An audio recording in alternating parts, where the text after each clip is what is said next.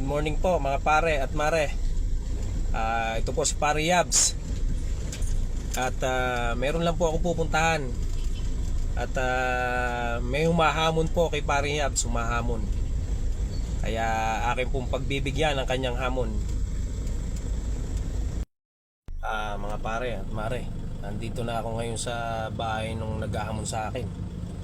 Kaya kukuha muna ako ng pandepensa. Mga pare, dito ako ngayon, hinahamon ako. Kailangan kukuha muna ako ng pandepensa. Kuhanin ko muna yung aking pandepensa. Ito, ayan o. Ayan o. Oh. Ha? Oh. Yan ang naghahamon sa akin, mga pare at mare. Oh.